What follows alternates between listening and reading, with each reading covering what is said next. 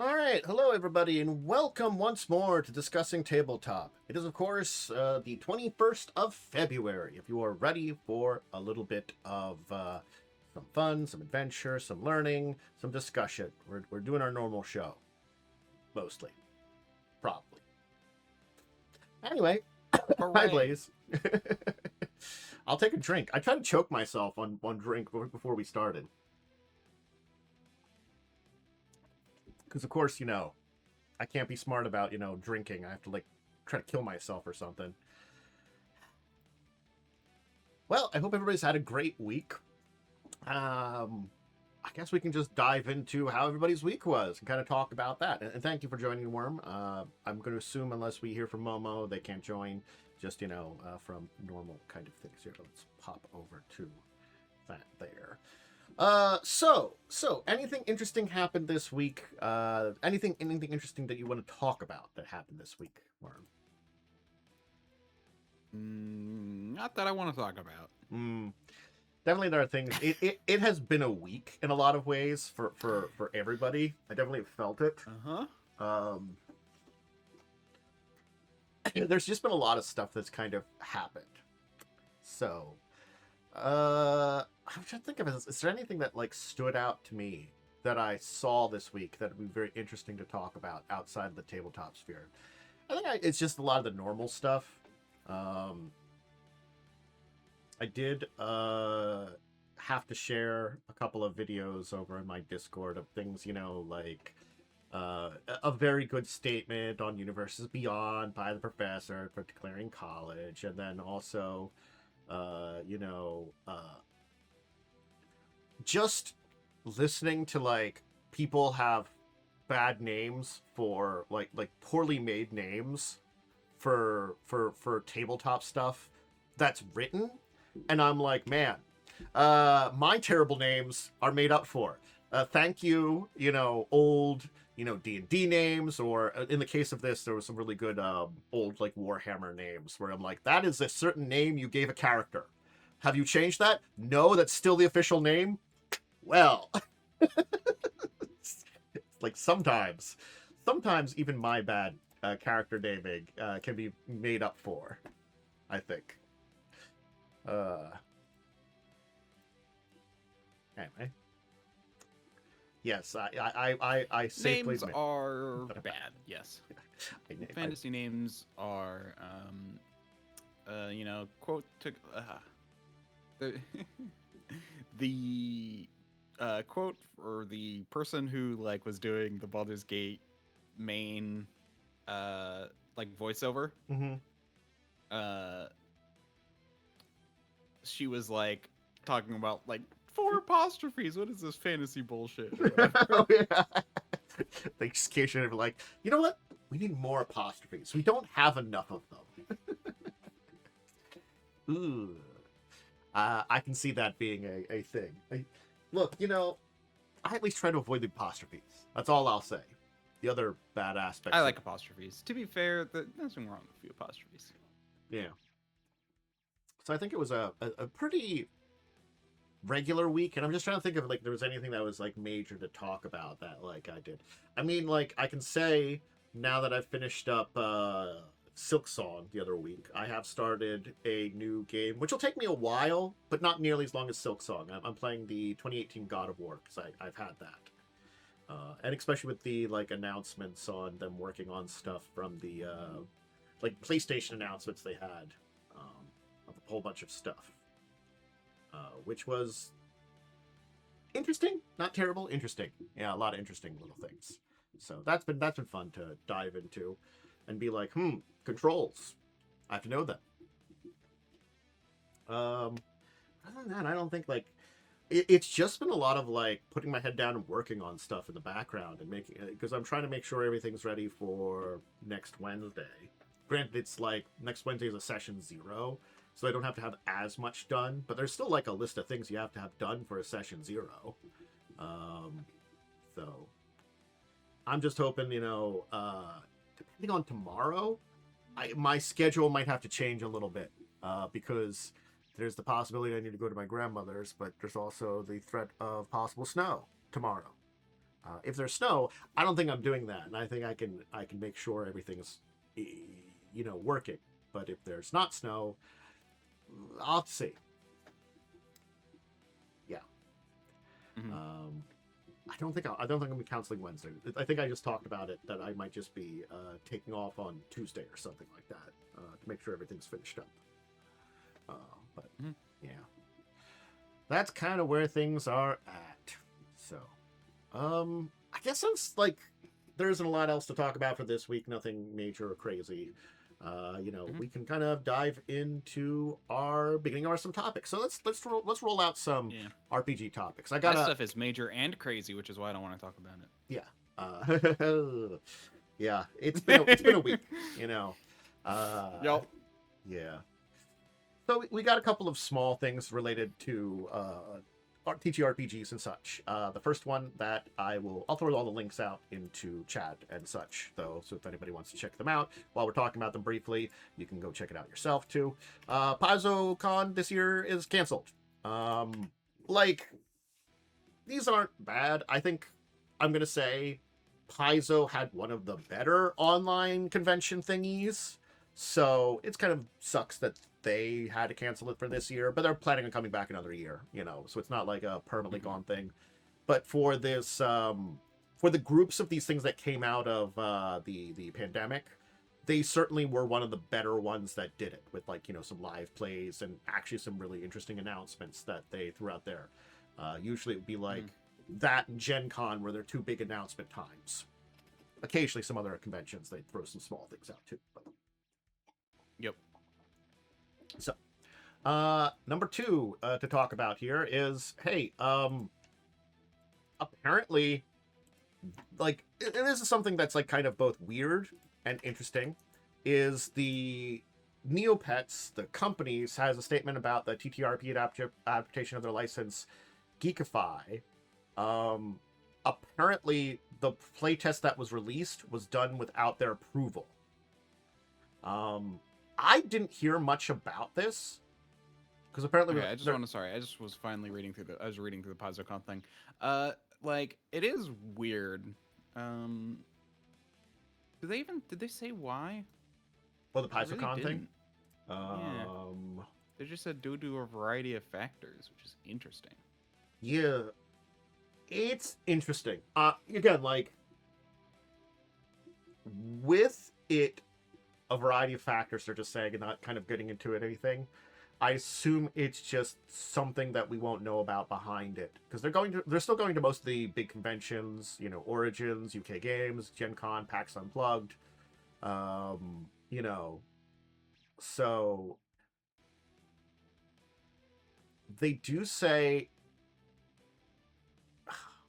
they're planning a Paizocon South Pacific. Because they say Steam for information on that later this year. Weird. I guess maybe they're taking off for reasons, and maybe then planning this might be involved with the planning of a secondary con. They had a link to a forum, and basically, they're still being vague, but it's simply put, we think there could be better ways to make Paizocon more enjoyable and effective for people. So we need some time to reevaluate. Okay, so it's basically they're changing the format of what they had because they want to make it better. At the same time that I guess that's with them starting up it looks like a secondary kind of convention because the Paizocon South Pacific doesn't say necessarily online, which kind of says is it, or is it going to be an in-person event for that one? I'm curious about that one. But with that kind of going on, they might be thinking of different ways to adapt it. But okay, cool. Mm-hmm. Yeah. Anyway. So yeah. So going back to the Neopet stuff, apparently I think we missed this. That there was just something revolving around it. I'm just curious the Neopet's TTRPG. Let me see here. Its initial playtest document revealed a combat-focused 5e derivative game with a playtest adventure that involved torturing a group of drunk bandits. What? And sections involving player discussions about sexual content. For Neopets? What the hell? Raised over. What do I believe a Kickstarter percent pets? Combat focus 5e derivative with a playtest metric. The Involved torching a group of drunk bandits. Fans also took Holy umbrage crap. to the section involved players. The Neopets IP is based more on family-friendly and whimsical activities. Total discordant adventure compared to the original online game. Wow. Were referenced that Geekify had not paid writers for the content in the playlist, although Geekify disputed these comments and claimed it was an internal misunderstanding.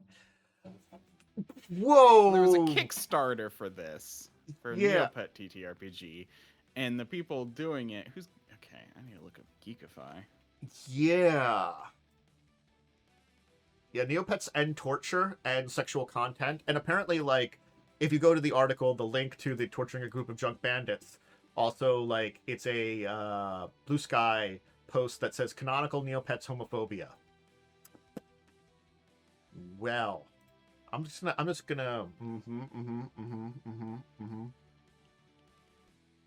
Well, if you want to read that for yourself, I'm not gonna read that here. It is. Wow. Wow. Okay, so the sexual content. It sounds like it's just discussing how much in-game sex you're comfortable Well, with. it's basically saying you should discuss with your group how much in-game sex you want your parties will allow, which is okay. So I think we kind of talked about this. Is like, it's something that should really be discussed if it comes up in an appropriate way in a game. You know, there are it's generally assumed none. Yeah. Unless explicitly talked about. This is one of those things that you don't need to run. I can kind of get why, because the furry community exists.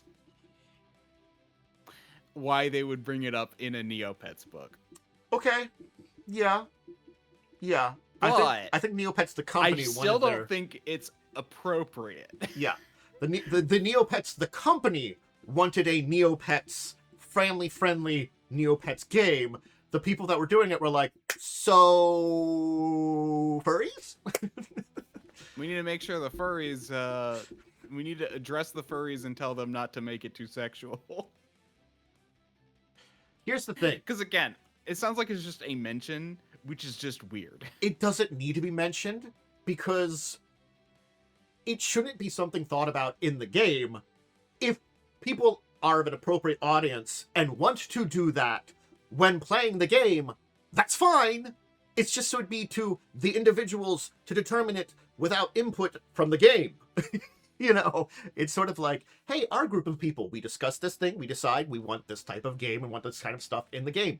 Great. We are individuals playing the game and can add that kind of shit in. We don't need the game to talk to us about this. Mm-hmm.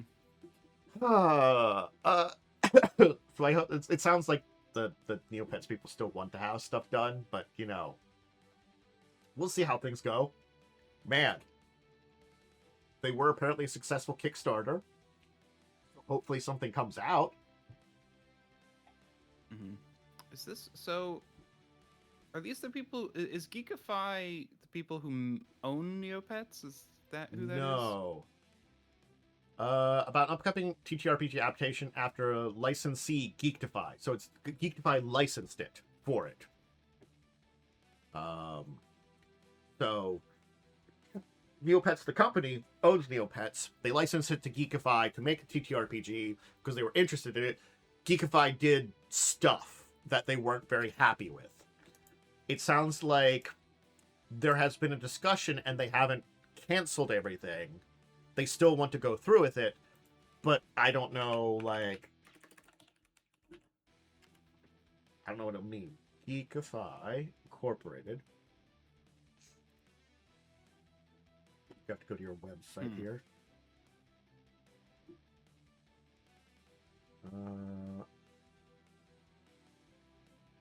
Quality handcrafted products for the Streaming Geek. Yeah, Geekify, why were you chosen to make a TTRPG? Huh. Yeah. So let me. I'm actually curious about that too. I, This has yeah, become no, I much more wanna of a say- thing the more I see about it. Like, I didn't realize this was as deep and insane when I just put it in the, like, quick roundup news. I would have made a Yeah, bigger so- thing for this. Yeah. So Geekify. So here's the thing. Like, I googled Geekify and I did get an AI overview, which says like, Geekify refers to a company that specialized in creating high quality. This is AI, so but it's like high quality, specialized collectibles, leather goods, and custom gear for fandoms, including various tabletop RPGs. So they, it doesn't sound like they make RPGs as their like best made, as their like best known stuff. So why are they making the RPG? Yes! I agree. It seems weird. But I understand half of this because I was looking at this here. So, they already make some Neopet related stuff.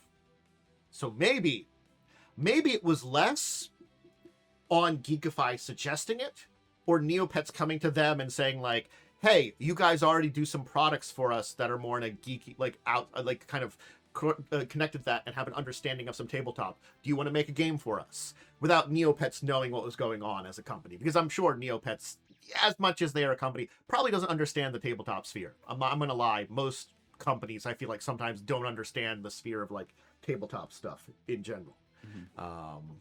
Especially the TTRPG sphere. Sorry.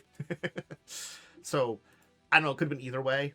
But someone this is talked so to someone about somewhere, and it was a bad idea. Because like I'm literally looking at like their website and like they don't even have, okay, they have like a Neopet section. They don't even, but like, because they make licensed stuff basically, so that's Yeah. fair. But then like they don't have like they have a section for gaming. Yeah, I'm looking in But here. they don't have, yeah, they don't have like any TTRPG stuff on here. Yeah. Yeah. I found They seem to the... have published some video games, but I found the full they statement just from the- Neopets on the entire thing here, so I'm going to post that one too. This is the full statement from Neopets about the entire thing. I'm just taking a look here quickly. Yeah. It's basically saying the same thing that was in the article, that, you know, like, they are in direct communication with Geekify to do the manner, to the Kickstarter yeah, so backers. the whole point is it was released without Neopets approval. Okay, I get that now. Yes. Yeah, so basically Neopets is the one saying we did not approve this. Geekify though did mean to release it. I for a second thought that Geekify released it accidentally. But oh, no, no. Yeah, Neopets just never approved it. Yeah. Neopets did not... Neopet... Geekify put something out that was... doesn't seem like it was on the appropriate Neopets tone without Neopets approval, and it proved that it was a tone that, like, nobody in the TTRPG space was like. It was like a whole... wait a second here. Again, I'm not saying that there aren't darker games that could have these things, but you usually, like, establish that not like it's the Neopets brand, you know? Probably in the Kickstarter, they would have said, like, it's a dark, more adult-themed kind of game with these kind of themes, you know, that people would have expected long before the playtest came out, you know? Just saying. Ugh. Wow. So that's a thing. Anyway, I guess we'll move on. They make cosplay equipment and other like physical goods. I just have no idea why they're making a TTRPG. This is so weird. Anyway, yeah, we can move on. Yeah. We'll probably actually be visiting that again at some point in time. Oh, well, certainly. Because I bet I would not be surprised if there's a lawsuit involved later. So, remember we talked about Ghost in the Shell getting a TTRPG? There's a second one. That's a different RPG, TTRPG, that's also Ghost in the Shell. The one we talked about was based on the like animated stuff. This is based on the original manga. I don't know how they're going to be different or why we got two, but apparently now we're going to have two. All right. Are they going to be I related? haven't read the manga or seen the show, so I have no idea. The show is. So I'm going to tell you a little history of Ghost of Shell because I know a little bit about it. The original movie, there was a movie that was based on the manga loosely because it's part of the manga. It's a longer series. Those all are together. They did a kind of reboot called Arise. I saw like the first season like a decade or two ago. It's been out for a while. The original like reboot. I can't remember the exact year Arise came out, and they did a bunch more after that. I've seen mixed bits and pieces of it after that. It's a different type of take on the cyberpunk dystopia kind of stuff like that. The interesting thing I would say is the Arise version of it is much better for TTRPG because the Arise version of it deals with this group in the police called Section 9 that deal with a lot of like high-end cybernetics and technological stuff. And you can kind of see how that could be, you know, cop kind of cyberpunk cop adventures, you know. The original manga deals a lot more with existential stuff. It does have some of that stuff in there, but there's actually a lot more like, you know, philosophical and narrative stuff in that section of it more than the actiony stuff like that. So I'm not saying you couldn't have it, but it's a different kind of thing set in the same world almost, I would say.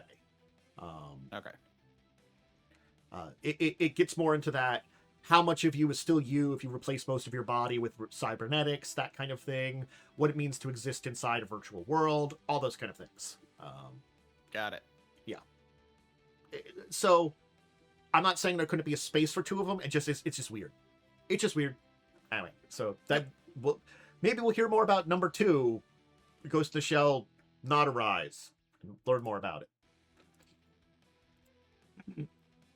From a Kickstarter, which I think we talked about a number of years ago, it's coming to retail in the second half of this year.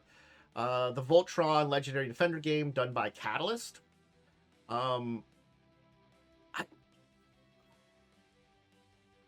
They're doing one for Defenders of the Universe and one for Legendary Defenders, which I think are two different Voltron series. They're finally bringing it to... Isn't Catalyst the people who do Shadowrun? It is, and Battletech. Their dice core system, I don't know if that's the one they use for Catalyst dice core system. I'm just trying to look up what that one is. I think that's what they're using for more...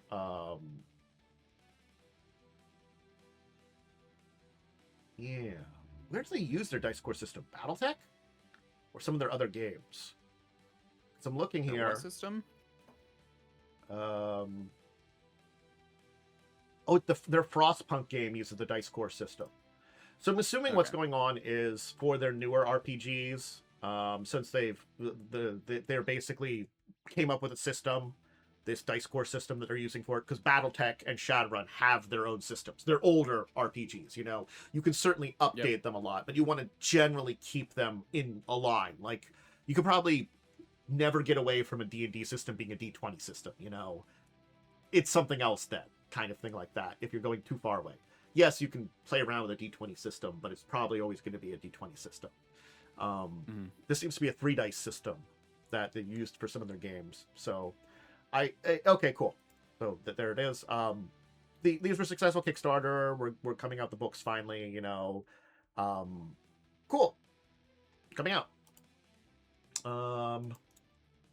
So we're getting a 5e book that I had to talk about because I thought it would be right up your wheelhouse, Worm. Goodman Games is coming out with a book all about being a dragon rider in 5e. So. Cool. Oh, okay. It's got like flying mounts and aerial combat, but you know the flying mounts are going to be dragons, but it is going to be rules for like aerial combat and mounts and stuff like that.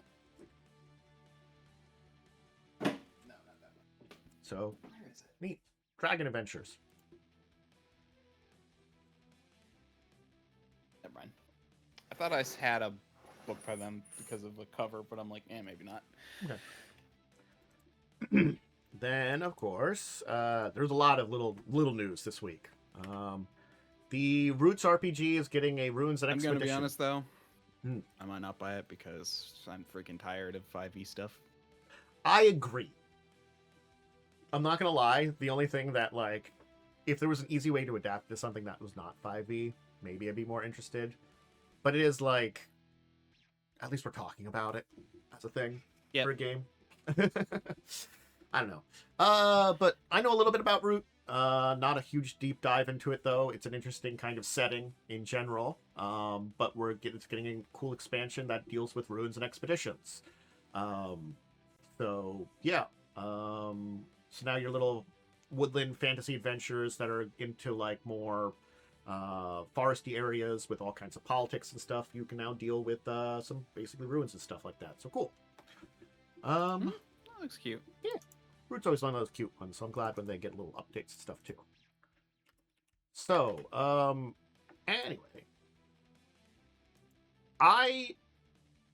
We are getting so, again, whisper down the line of stuff. We're getting a D&D anthology of a comic series by Darkhorse. I again, haven't read and probably forgot, because we might have talked about it, that IDW was doing a D&D Saturday Morning Adventures comic based on the 1983 animated series. Okay.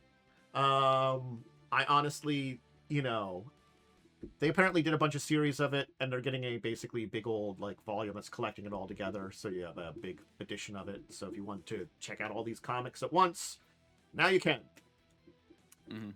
In the whisper down of line of weird D&D stuff.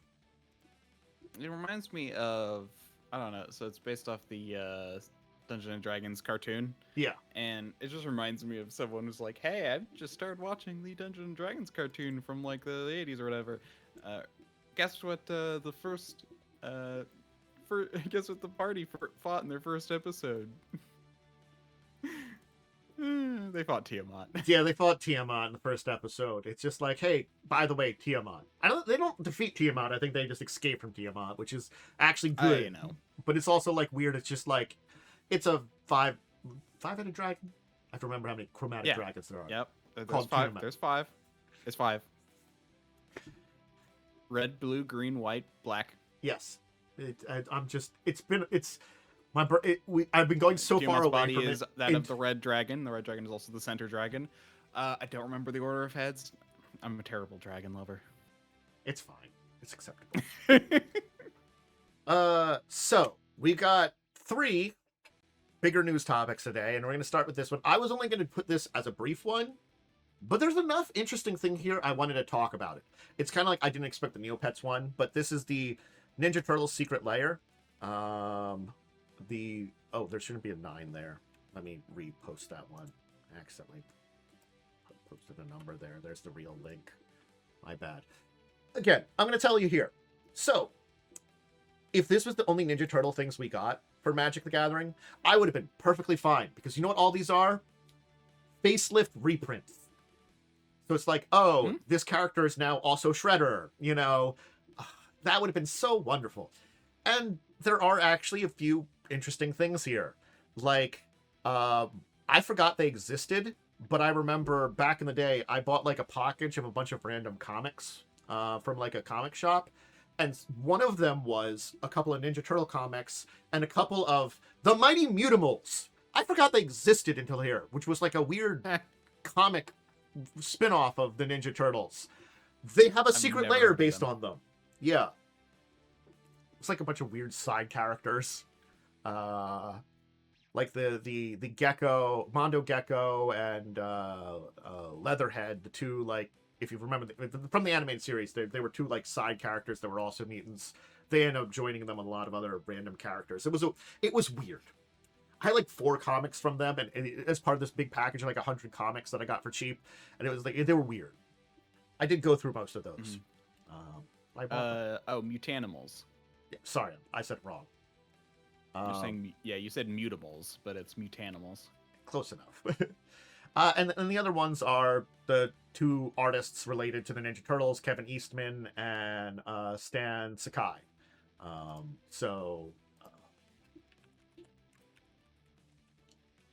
Kevin Eastman, I think, is one of the original co-creators, and Stan Sakai did the rabbit character Miyamoto Usagi. So, which it's one of those weird ones that I like. Never read anything with, but I knew about. So they're basically like, pretty big cartoonist kind of people, and they got some art on the cards. Cool, that's the best thing I could say.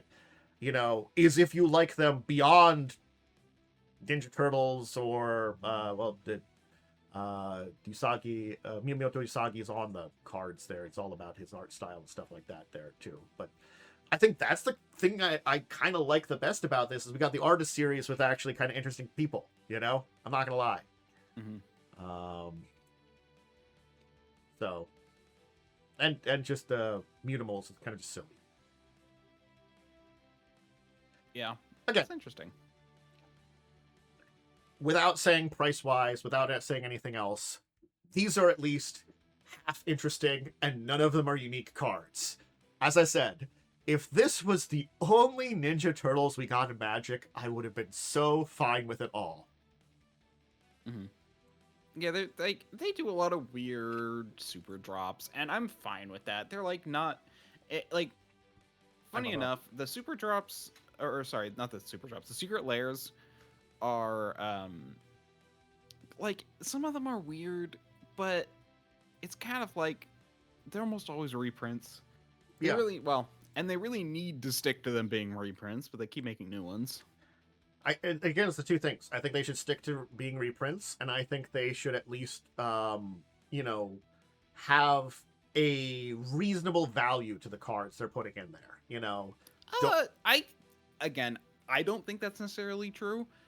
The second one, because I feel like if you like something and you want to include them in your deck, you should, I think that's fine. Like, I actually think it's fine to include something for what you want rather than... That's why I don't mind them doing common staple cards.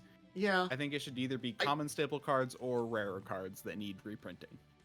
I do think that, I think that is that one thing. It's like, I think if they are going to be, very common and simple cards, yes, you might not necessarily need to worry about the value as much, but it is, it's...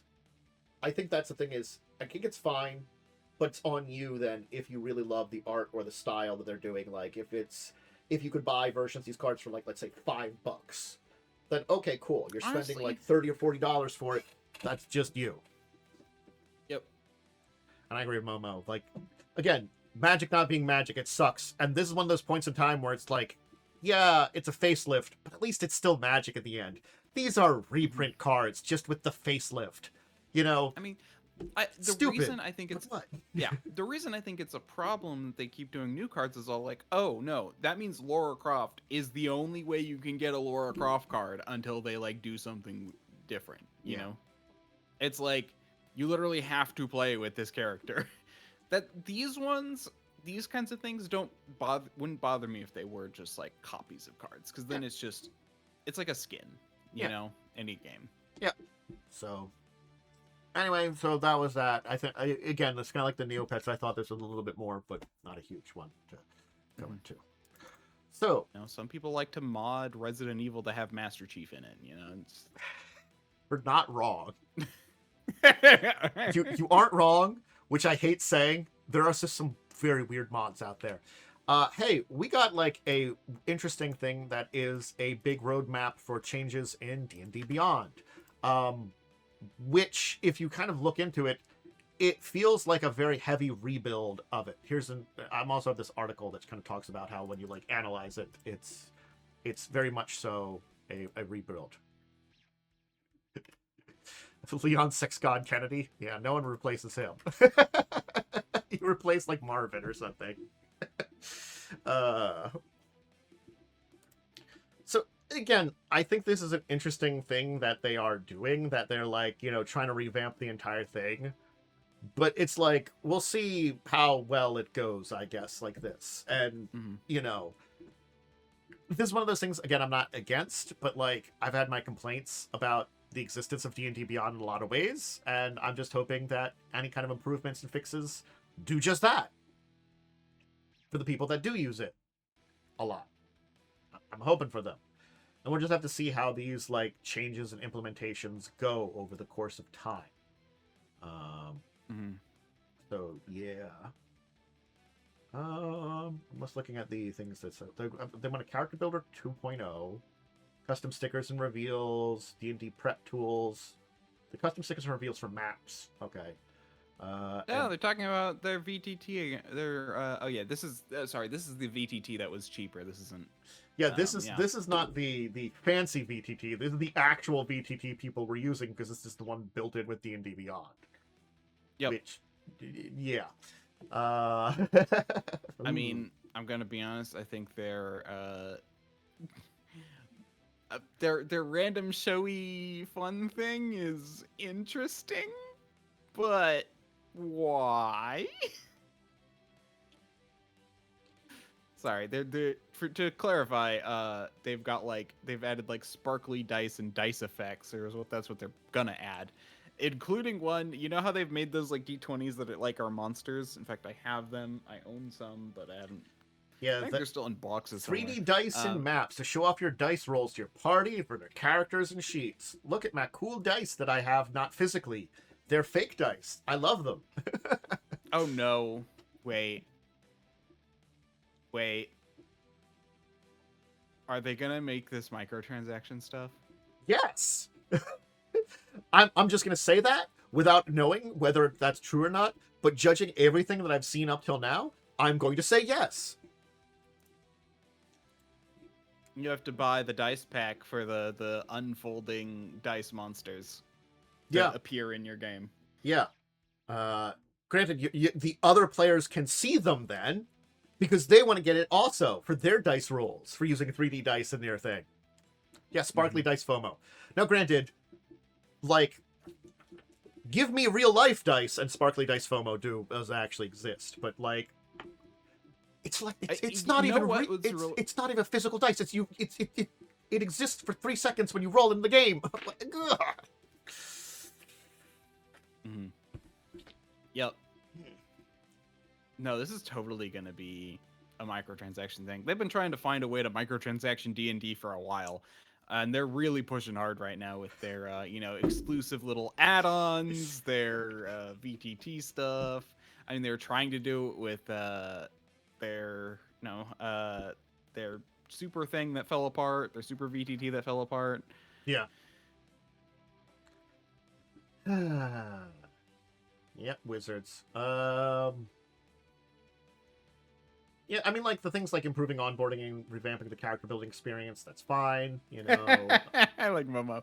Sorry, wizards, I can't spend money on D&D Beyond. I have to buy anime women and gacha games. Yeah. Oh, yeah. They do have, like, a little, like, thing where you can see what, like, it looks like now. Oh my god. Like, I saw the monster dice that transform into monsters and then disappear. Wow. If you scroll down, you can see it in the launching the suite. That's what I was talking about. I know, but I hadn't seen it until now. Wow. That is. How much shit like that? I'll just go to Tabletop Simulator. I can press the drag and it can go rawr. God. Well, I think the point is the only one that did it was the one that landed on 20, so. Yeah. So yeah, we'll have to see how things go here. They've completed some things. They're working on other things. There's other stuff they're working on. Like, plenty of this is fine, you know? Journals, DM tools, rules assistance, easier navigation, quick building for characters, all these things are fine. Stuff that you can help for maps, all that's fine. It's just there's like little stuff in there that I'm like, what is this going to be in the end? So we'll see. We'll see. So the Slayer's coming back. We're turning over to Paizo for Pathfinder. And we're getting 2 class playtests. The Slayer, which is from first edition. I don't think that did they have the Slayer in second edition? I've got to go check now. No, In second edition, no, they did Okay. not have the Slayer. I'm The just- only two classes they need to reprint to the revised right now is the Magus and the Summoner. Yeah, we want to hop on. Go ahead, Momo. I'll switch us over to 3 people. Let me do that now. Mess around with the cameras. It's fine. You can hop on, man. Yeah. So like, it's they did a bunch of the dual classes from first edition, and some of them were actually really good. Though, like they started off with those dual classes, and I'm glad that like there were some cool ideas for Slayer. So I'm interested to see what they're doing. I can't wait for Slayer to be as broken as it is in 1E. It's hard to break things in Pathfinder 2e because they put some pretty dang hard limits on how powerful things can get. Not impossible. But it's not impossible. So yeah, so they're bringing the Slayer back, and they've got the Daredevil, which I'm curious as to what kind of risk taking. Yeah, I'm like, so are these going to be full classes or archetypes? These are full classes, looks like. I'm looking where they. I mean, these are cool. My one sole complaint to Paizo about 2E will continue to be is where's Inquisitor? Yes, Inquisitor had some really good, Where's my favorite class? Flavor. That's the word I was looking for. Inquisitor. I mean, they already have the Investigator. No, what is it called? That's very different. Yeah. But okay, let me rephrase that. I think they have a archetype for the Investigator that is kind of an Inquisitor. Let me check. Huh. I think they could bring it back. I think the entire thing is, I understand why they've been holding off on it, because honestly, its name, Inquisitor. Because you're missing your alternative to Champion / Paladin. Yes. But I think it's kind of like they walked away from Paladin because again, that's very like one direction. It's Well, Paladin, to be fair, Paladin is still in the game. It's just a archetype thingy, basically. Yeah. Or I guess it's a devotion, whatever the devotions are called. Well, that's what I kind of say. It's a cause. I think we can kind of say I think. something that would be kind of like similar to the Champion is to to Paladin. We can do something like that above Inquisitor, because I guess the concept of Inquisitor is usually a very negative connotation, honestly, and historically and stuff like that. Hey, I'm looking at you 40K. I don't know what you're talking about. The Inquisition's fine. They're not evil. So I get the feeling that maybe there are people that do want to revisit it, but they probably will kind of like they've got to come up with like a different way of talking about it or something like that. They maybe I just think adding something called Daredevil over something that is Inquisitor is kind of weird, because you think you'd want all your 1E stuff in there first. Yeah.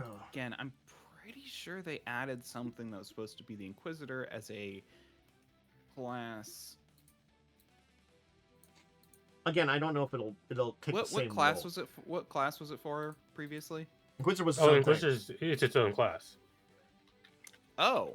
Okay. Yeah. Yeah, Inquisitor. It's just its own class. It's the alternative to Paladin. I'm pretty sure made specifically because Paladin is alignment locked and Inquisitor isn't. Yes. Inquisitor wasn't, and Inquisitor was meant to be a version. It's a Paladin that's less strong but offers more freedom. Yeah. It had like a lot of lore-based abilities, and then had judgments and bane abilities. You can get I think in the pirate game I had plus 22 initiative by the end of the game. Yeah. The judgments were basically abilities that you can kind of like almost like domains. You can get a bonus for them, and then they can basically, if they identify a creature, they can activate a bane ability to do damage. Yeah, it's weird that this one's not into it yet. It's been like quite a while, so I just assume they're not going to revisit it because Paladin is no longer as restrictive as it once was. They might not. Because well, I wouldn't Champion, I suppose. Yeah, I wasn't expecting to see Slayer, so like having them come back. Yeah. I get the feeling that what's going to be happening, because I feel like they've been doing a lot more of revisiting stuff, like a couple of classes per like book. It feels like now. I think that I'm not saying it's impossible, maybe unlikely, but there could be like a book coming up. They were like, oh, we can throw in we can figure out the Inquisitor now and put that in there, you know. And Daredevil seems interesting. It's as soon as I saw it and read it, I'm like, is this just like your Lara Croft or Nathan Drake, the class?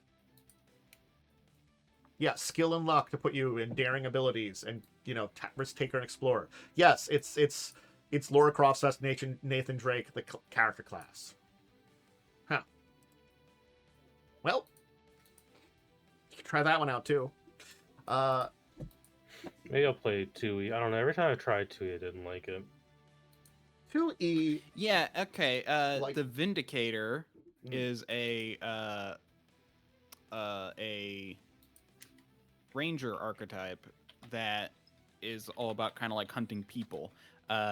Whose evil regions, whose Vindicators are more likely to be referred to as Inquisitors, occasionally train their agents All to right, seek out yeah. heretics. So I guess they did add it. Oh, it's from War of the Immortals, which is when I stopped paying attention to 2E. Yep. So they did add it as a class archetype Okay. for rangers. Yeah. I knew. Sorry, I had to dig into that because I'm Yeah. like, I swear they did. That It's does. fine enough, I suppose. It's Yeah. not really the same, but Yeah. And I think obviously, and I remember that I think the reason they like changed it is because they they changed it to Vindicator because the Inquisitor does have a bad, Tone to it in a lot of ways. Uh, Yes. In yeah. Vindicator. Yeah. Again. because I remember in a post they talked about it, like they talked about how they were changing the name to this because Anyway, so yeah, we've got the 2 classes that you can kind of check out and see about them. Playtest. Let's take a quick look here. I'm taking a quick look. Daredevil.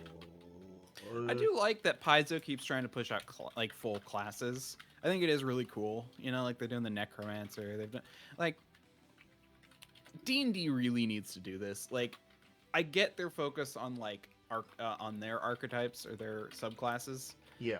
But there really is like, I feel like they should, because if you do like a full class with like Anyway, I feel like subclasses are best to make a class feel like it has multiple classes. It's like I almost feel like subclasses should be what multi-classes are, and full classes should still be full classes. I And think it's the conversation that I've always heard about 5e, unfortunately, is that archetypes only sometimes matter for your character. Otherwise, like, a bard's a bard, Yep. where, like, it means there isn't as much variety in there's in only a character. couple of subclasses that fundamentally change how something plays. Yep. And then there's a Which lot you of... could argue is actually is kind of the same for Pathfinder 1E realistically. True. In fact, most archetypes are just a net negative in 1E. Oh god. Yep. Oh, Pathfinder 1, yeah. That's true.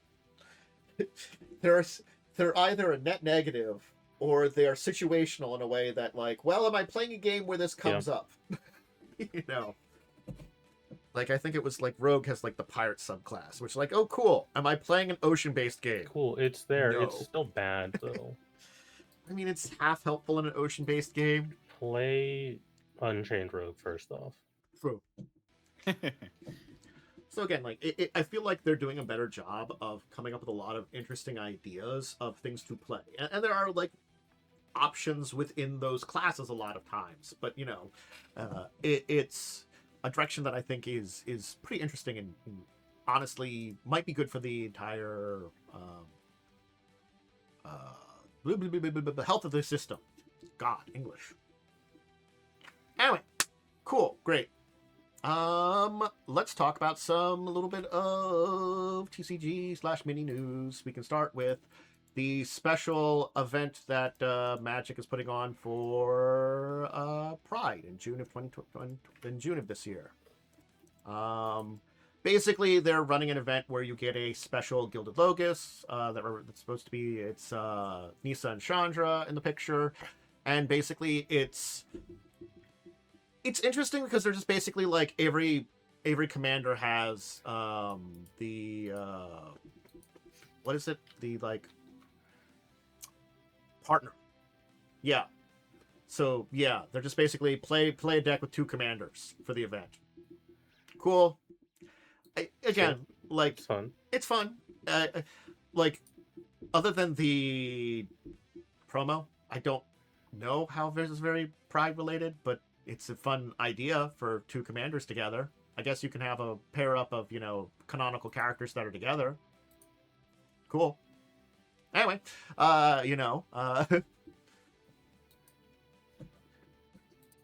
it's a cool. Honestly, I'm not gonna lie. It might just be an interesting idea for a variation of commander too. Like, wouldn't that just be like a double commander kind of thing, a variation? Just Well, I mean that like already technically exists. kind of. There are cards. Companion exists. Yeah. Partner exists, right? Yeah. True. Anyway, so that's that there. Also, hey, unexpectedly, this is actually going to say unexpectedly, Wizards has actually decided to do something about their mistake with all the promos for Lorwyn and giving all the Ninja Turtle cards. So, yeah. Basically, for the mistake, they asked the retailers to open leftover previous packs to replace replacements. They'll be sending participating WPN stores promo packs to give out customers, basically of various things. At the Ninja Turtles pre-releases, which are packs from Lorwyn, Edge of Eternity's Tarkir, Duskmourn, and Blue Burrow.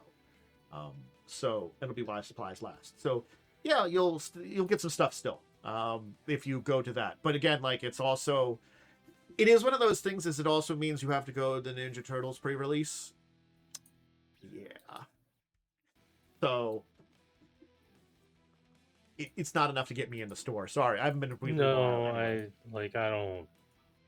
I'm good, I think. Yep. But something to make up for that. Hey, that Pokemon card that was very expensive has apparently got even more expensive. The one that Logan Paul got apparently it now sold for $16.5 million. This is, I mean, at what point do we just start accepting that like this is effectively just money laundering? Yes, it is. Yes, When do we start just accepting that, right? I don't know. There's a point in time. This is the point in time where we should basically say like, "Hey, they're laundering money over there." I'm sorry. This is like fine art at this point.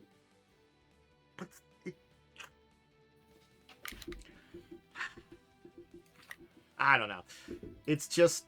So, what is this about Logan Paul Pikachu? He's got a dumb Pikachu card that sold for too much money. Yeah, it's a special promo that's hollow and it's mint grade 10 in quotations, and he sold it for $16.5 million on the 16th, so 5 days ago. So Logan, this is just something Logan Paul had that he just decided Yes, to he sell? bought. Okay, back in 2021, we probably talked about it then. He bought it for $5.275 million. He's now resold that, making a profit of like, like $11 million. Okay. Yeah. I mean, it might be done for money laundering purposes. But it could also just be, trading cards are I think we should stop putting value in cardboard. Why is... Oh my God. I kind of agree. Apparently, it also was on a diamond-encrusted gold chain, because of course it was. Well, he's a douche. Why? He's not like a good person. No. No, Logan Paul's a terrible person. So is Mr. Beast. Yeah. Exactly. Yeah. Anyway, we do have some little bit board gaming news and plus. If history might be something like fine art or something. This is not. This is a printed piece of cardboard. There probably wasn't a lot of them, but I'm sorry. Anyway, I find cards I find like cards like this depressing because these things are meant to be played with. yes, I agree. Highly, highly agree. So, Ryan Dancy and AEG part ways following, I guess Ryan Dancy made some various AI comments that basically, I guess the Aldrich Entertainment Group didn't like because he claimed that AI could make most of the company's board games. Yeah, a guy working for you basically says something like that, and they got rid of him. I mean... Just a shitty thing to say in general. Oh, yeah. It's also like not really true. Yes. Look, the only people that I know who think AI is like good at something are like 80 years old and up. It's not like it doesn't make things. No. Just reminds me of my boss being all like, you know, I walked in his office or something and he was like looking at a video and he was like, hey, I could see you riding one of these. Oh, I wonder how much this goes for. And it was like some clearly AI video of like a guy riding like a hover cycle. And I'm just all like, yeah, I'm not even going to comment on this.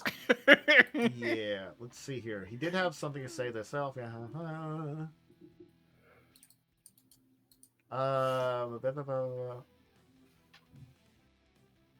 He basically does say some stuff which, like, I'm not gonna lie, like, if you don't like look into it, it's like, oh, it's not gonna replace people, it's just gonna help them, and I'm like, but that's not the way it's being used, so It you doesn't can't really talk even about help.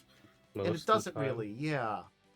Yeah, I mean, I do think in some cases you can use it as a jumping off point, but that's usually if you have like really bad writer's block, basically. I think any reasonable amount of effort tends to be way better than what an AI can offer.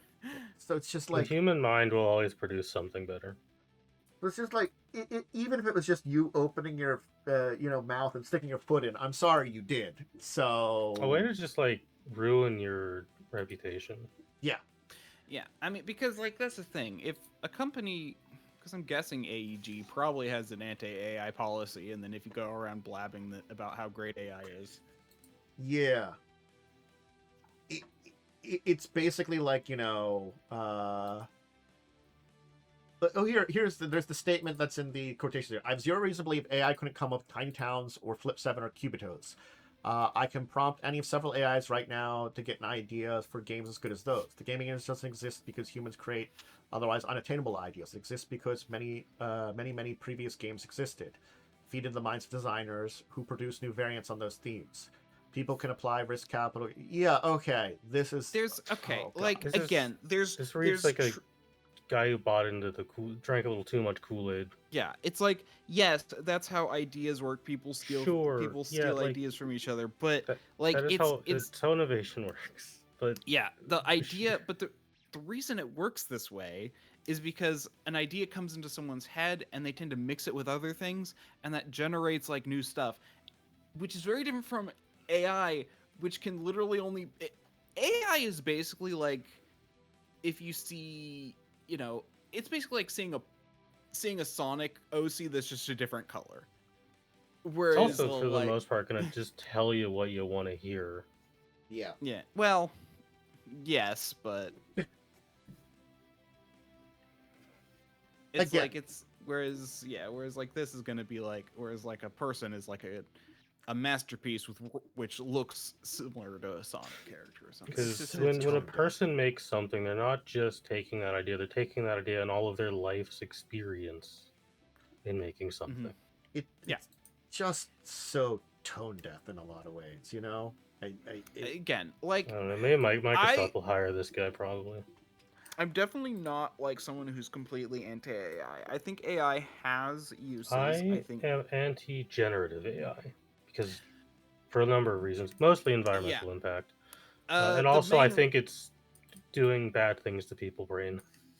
I'm not against it for environmental impact because those could, in theory, be fixed in a long run. But I'm more against it because theft is the only way to make It's them also work. like doing bad things to people's perception of reality. Yes, I mean, yes. It's I do hate having to literally second guess everything I look at. I mean, the internet. We might as well just restart. We need a second internet. Internet too. Internet 2, Electric Boogaloo. Or Internet 2, the Internetier.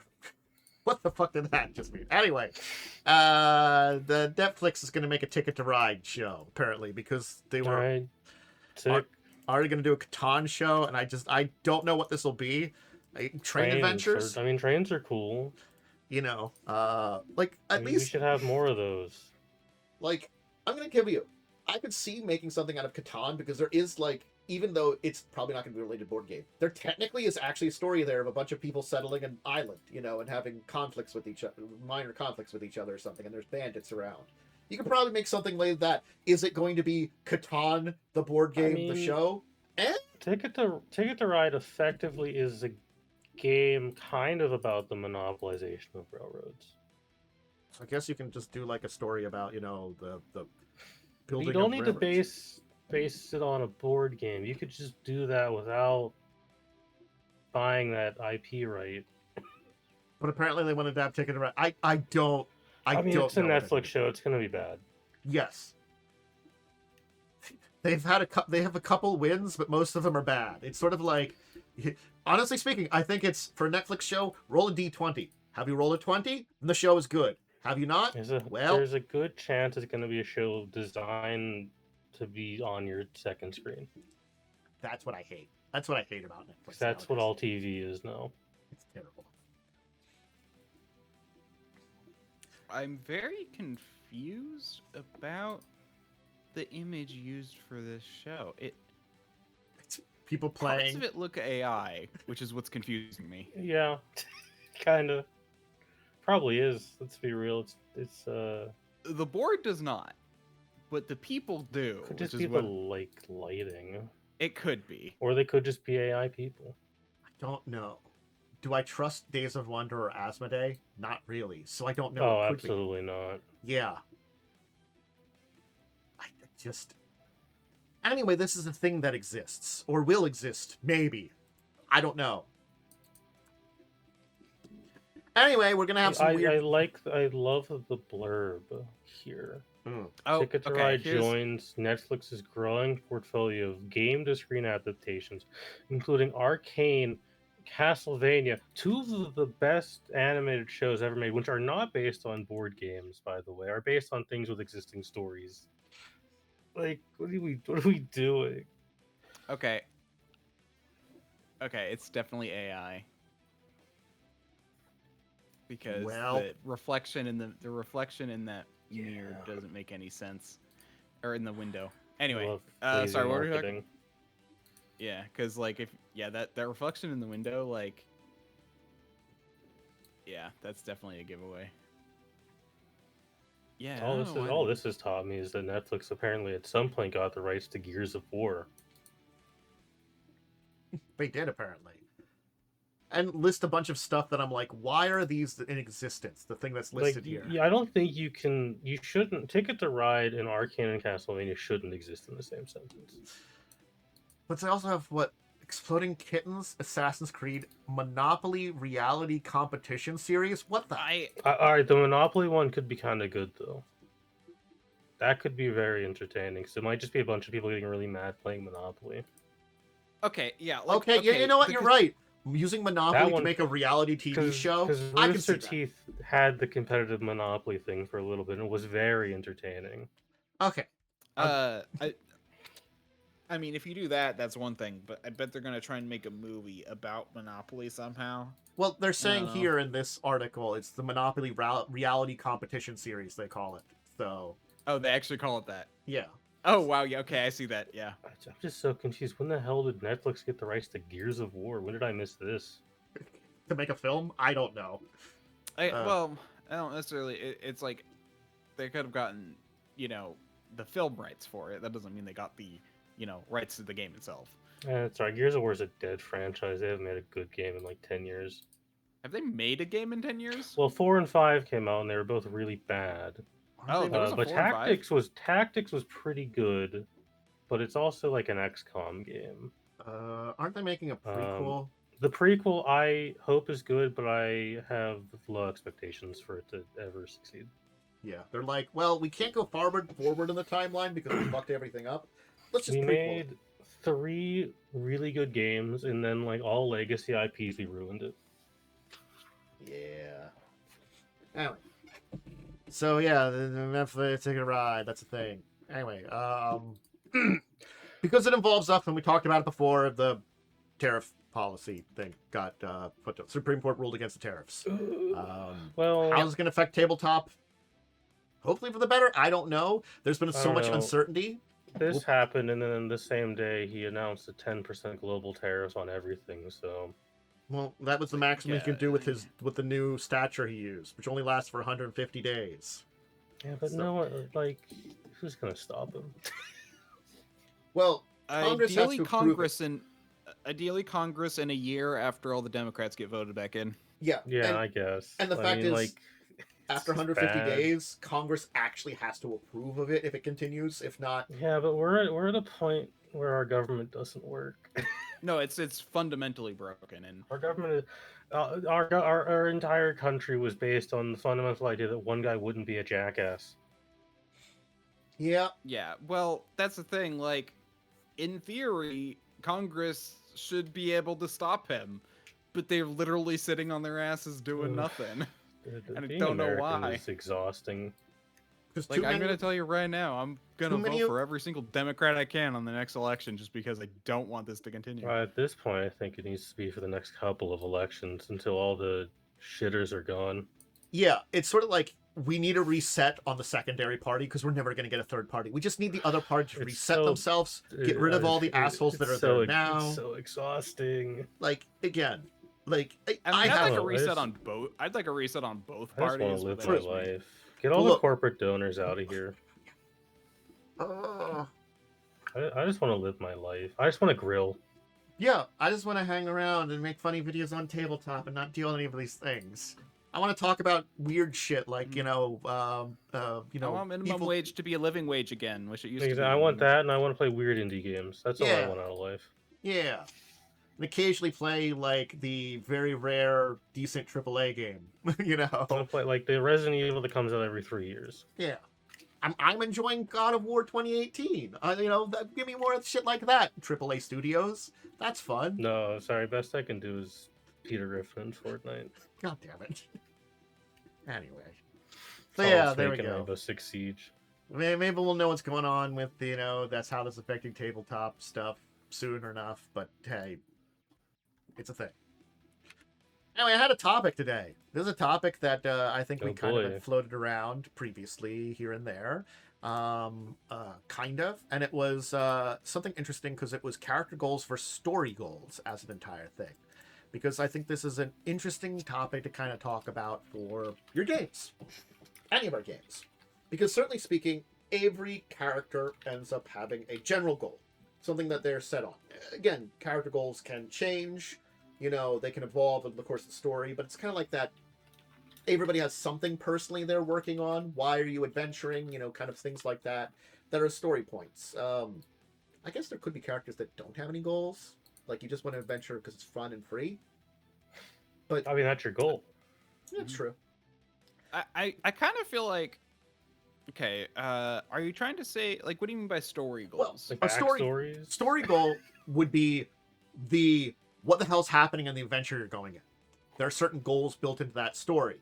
And a lot of times they do align with character goals, but sometimes they don't, and you have to kind of figure out and navigate that. What would be a good example of something? Let me come up with a thing about, maybe a character has, and here's where it's like, the character has a goal of, liberating their village. Okay, cool. from some kind of problem. They're working towards that. Does the adventure you're in involve that village at all? Well, maybe it doesn't, maybe it does. That could be up to you. Usually you do want to try to write that kind of thing in there. But then it comes down to, how was that aligned with your, like, political thriller? Maybe it doesn't. But maybe there's good reason for that character to be there. But it's that kind of thing of, like, I don't know if that's personally, I think this is why you talk to your GM about the campaign, because your goals should be reasonably achievable within the game. Or your character's personal goals should be achievable within the game. Otherwise, you're going to be very disappointed. Yes, I think that comes down to it, is that there is a moniker of stuff on the GM. Of course, hey, yeah, you have to work with these things and figure out a way to possibly use them, or at least, even if you're not directly use them, kind of indirectly. Like, yes, maybe that's the character's, let's say the liberating village thing is a character's goal. Maybe rather than directly doing that, maybe like finding something or gaining an ally or gaining information that could help that character over the course of the adventure could be it, so that they're like, oh, they have further adventures after this where they're going and doing that, but we don't have to have that, but it has to further towards that kind of to a degree. But yes, then the person as themselves has to establish that their goals are achievable or at least workable in a game, that they're reasonable to the setting. I kind of want to ask the focus a little bit here, because when you say versus, character goals versus story goals, is it how to reconcile them when they don't match? How you should create them to match? Are we literally just fighting them against each other to see I who will wins? say, let's go by the direction of when you have problems with the two aligning, because I feel like that's the first part about it there too. So it's character goals and story goals versus story goals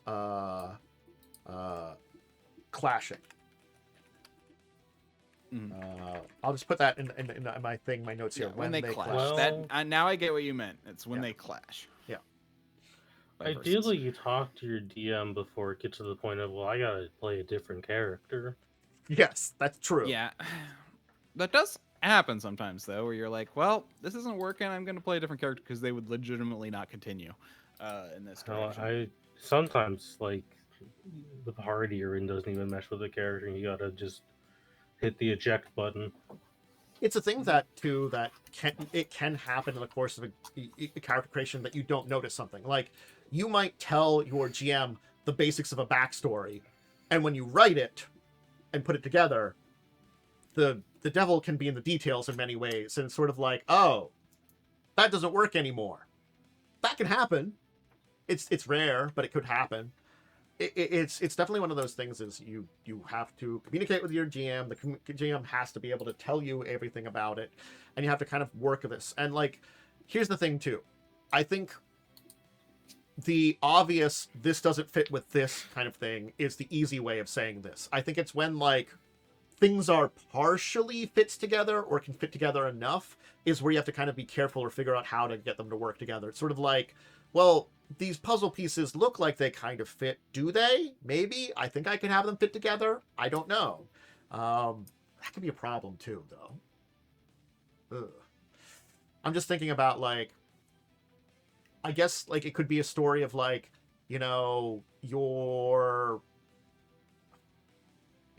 I'm trying to think of good examples, and this is me having problems with, like, brain fart today with good examples of kind of like things. I know what I want to say, but giving a good example of it's not working very well. Bye, Kitty. I guess if we want to use my example of somebody came in, took over my village, and I want to try to liberate them from there. Well, that comes down to the question of who is it? Maybe I gave some basic information. Maybe I don't give a lot of details. That can make a difference too. If it's the country that I'm now living in, well, and I want to deal with that, well, then I'm like, looking to rebel or something, looking to liberate something, maybe make a deal with a noble to, like, let my village be, like, out from under their thing. You know what? I have a really good real world example. I want to get revenge against the elf who murdered my family, but I was sent forwards in time a whole bunch of years, and that elf no longer exists. A classic conundrum. Is that my game? Yes. Yes, that was Records of Evil. Oh. Here's the thing. From your backstory, like, the revenge didn't feel like it was, like, personalized in a lot of ways. That was the thing that I missed. To be fair, that was should have gone and because you killed that told elf's me. family. That's because you told me that I would likely not be able to fulfill it when I gave you my first draft. I forgot all about that because it gets... So I generalized it a bit. Uh-huh. Because I'm like, cool, I'll just make it an anger against elves and wanting to kill the demon. Okay. And that's kind of the thing. Talking narrowed it a little bit. It was still way far out from what I wanted, but, you know. And I think it's also, like, it's not just on the GM, the person running the game, to have that portion of the story be put forward.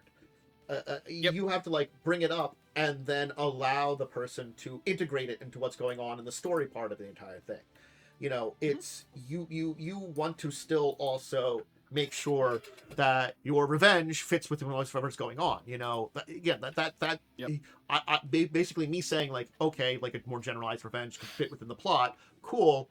You have to we have to work together during the kind of gameplay to make that either happen or to progress it, even if it doesn't finish. You know, you start working together on that entire thing. And it ended up not really going anywhere. It just kind of turned into my character's general hatred for elves. Good old general hatred. Just don't like you guys. I prefer General Grievous personally. He is quite a character, that General Grievous. He's a cooler guy. Mm-hmm. Him and his blade arms or whatever. Or how many arms do you have? I don't remember. He had 4 arms, but he could also technically wield them with his feet in the comics. So I'll tell you, that's fun. Heaven Swell did have conflict goal. I don't think it did necessarily for the characters that stuck around, but, like, I'm not gonna lie, if Eskrid had stuck around, there might have been some kind of character goal that would have made some problems, but it wasn't theoretically enough. It would just been dependent on the way that Tiv played through things and did things as Eskrid. Because Eskrid had some weird goals.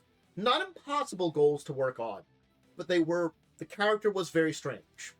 You know, again, not outside the purview of working with things, but, like, it depends on how the character was played and how much Eskrid pushed forward for that kind of goals, as I knew. And I don't think anybody else had any major goals that they were talking about. Like, goals seem to exist for characters in that one as the game. I mean, to be fair, my character's goal was, I'm old, so I just want to go out and die in battle.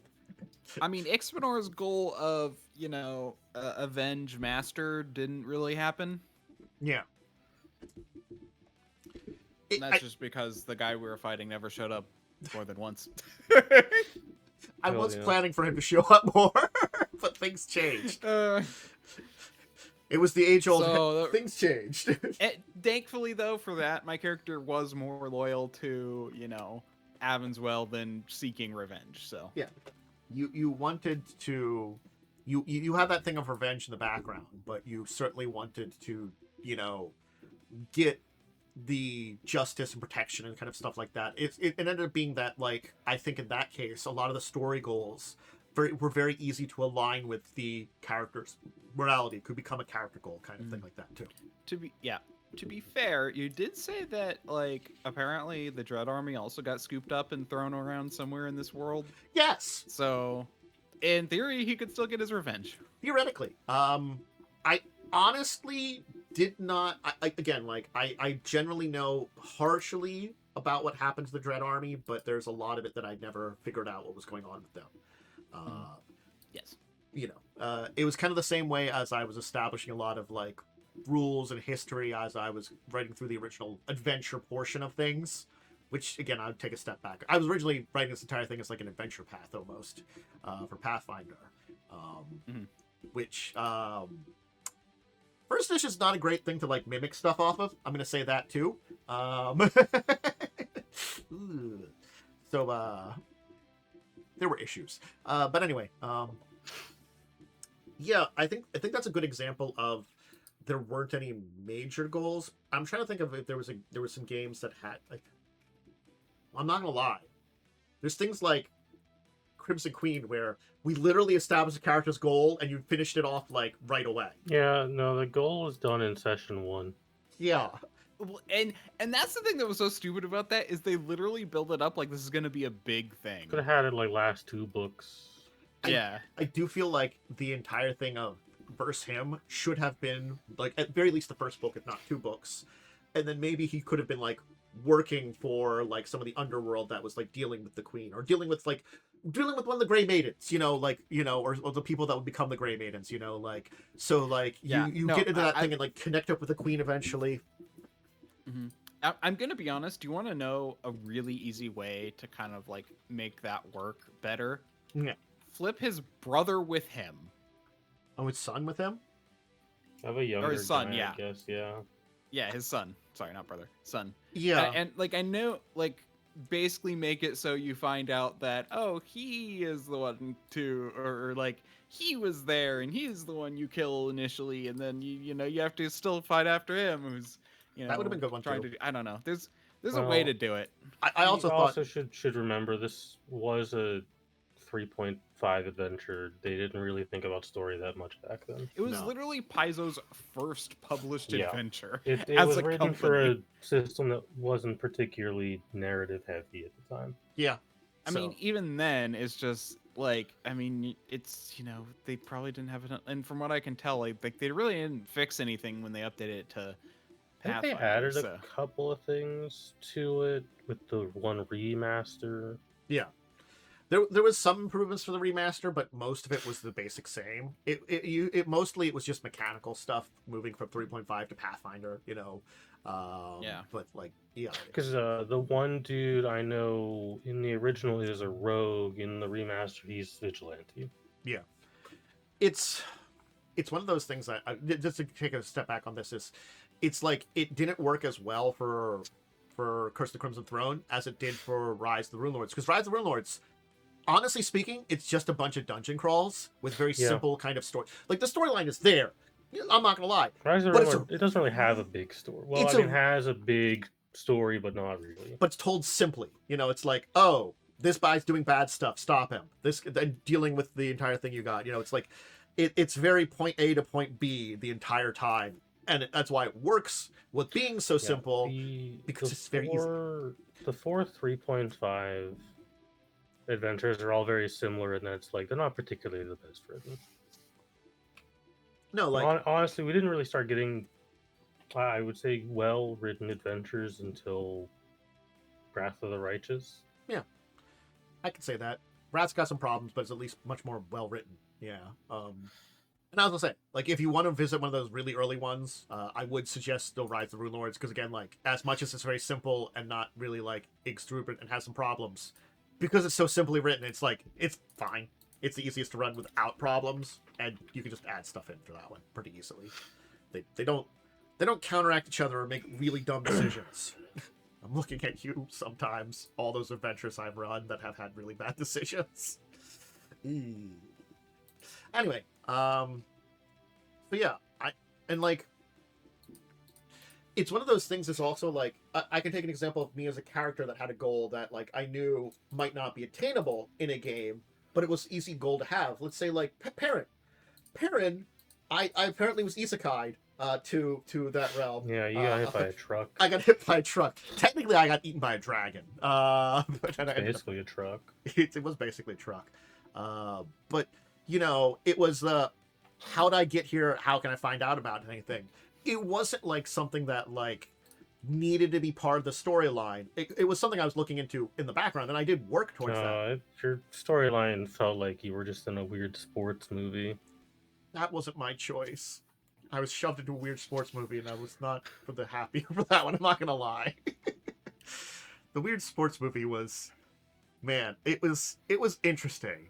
But it was definitely like Perrin did not want to be in the sports movie, but he was like, I guess. You'll be happy to know in the sequel game to that, the football field was named after you. I'm happy. I'm just sure my character wandered off somewhere, got eaten by a dragon again, and ended up getting another I got isekai'd somewhere else. I'm gonna have to revisit him, and he's just gonna be like, "This is like the third world I'm in."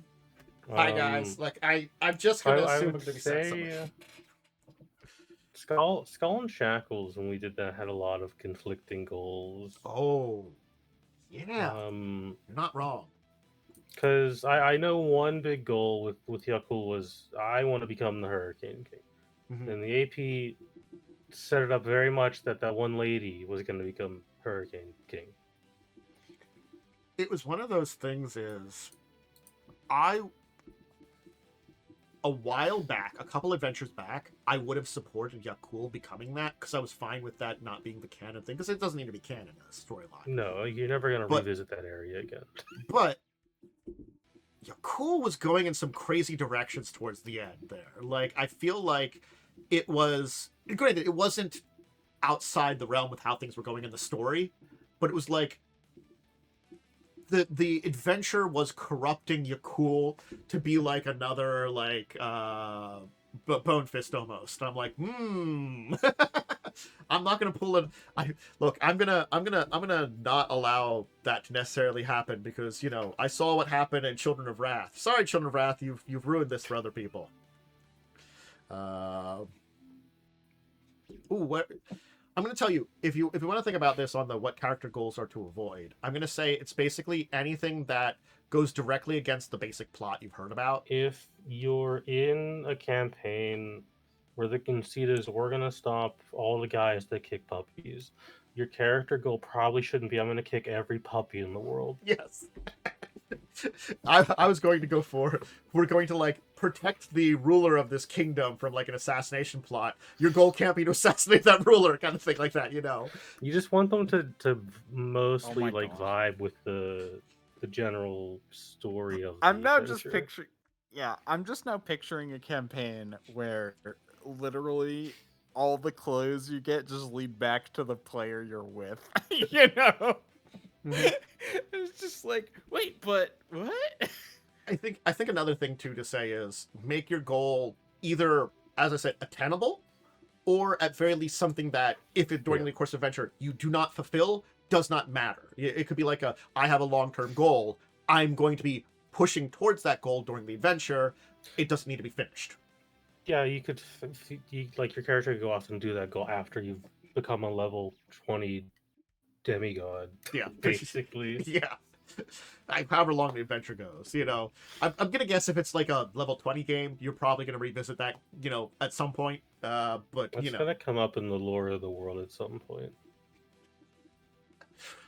Look, I've been in some level like nearly level 20 campaigns where we've like when we're towards the back end, we're like, oh yeah, we were going to do something, but like crazy shit happened. It's like, oh, there's a world-ending event we've got to go deal with because we're level 15. Because I was in the Wrath the Righteous campaign, and the joke that ended up happening with that group, because we were gonna do Hell's Vengeance at one point before the group kind of like petered out. But the joke was, all right, we've defeated the demon portal. What happened now? Well, your characters all got bored, decided to go punch Cheliax in the face. Yeah. It's definitely like one of those things that again, you don't necessarily need a full like goal for your character too. It could just be something simple, like I want to collect some artifacts or something like that. Like for Skull and Shackles, my character goal I think was the least interesting out of everyone, and it was literally just like, God, I gotta make sure these idiots don't break the status quo. You saw these idiots. If the status quo gets messed up, I'm gonna start losing money. It was basically like it's you ended up with them, and you were just like, what the fuck is wrong with you guys? I gotta stop this. You're the heroes? I think it was just like you ended up in a situation where you ran into them. I think we kind of had. They hired me. Oh yeah, they were looking for someone to help them with something, and you were open for it. I think it was because it was at the point where I think they had to hire officers, and I had a really good character, like build and all, just didn't work on boats. Yeah, because it's all about stealth. Can't stealth on a boat. Yeah.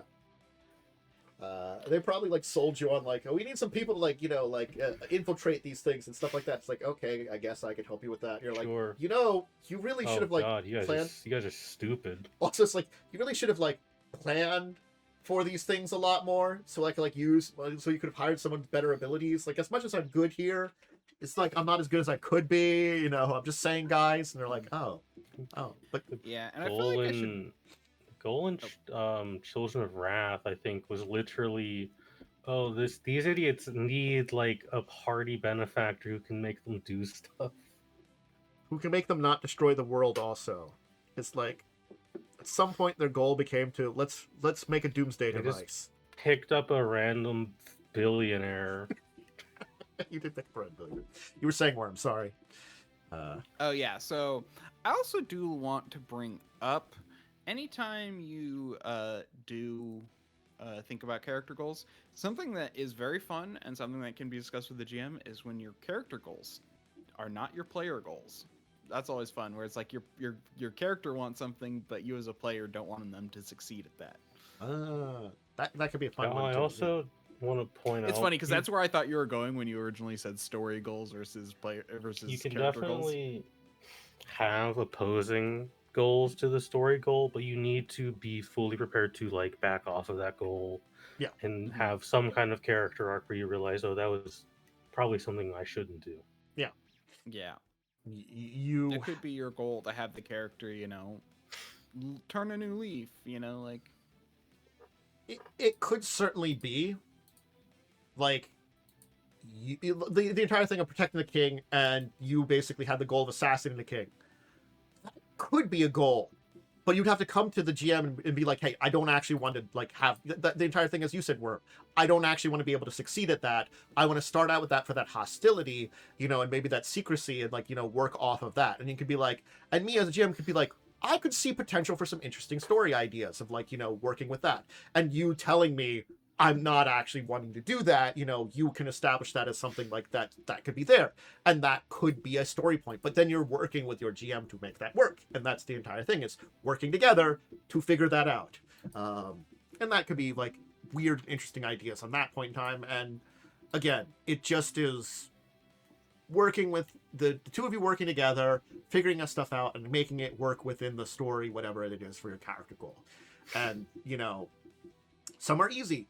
Some are difficult, I think that's the easiest way to say it with this here is just have to kind of figure out what your character is and what they want to do sometimes. And that is, I think it's motivation, it's like if no matter how deep you dive into your character's backstory, they're going to have some kind of motivation for the adventure, stuff there.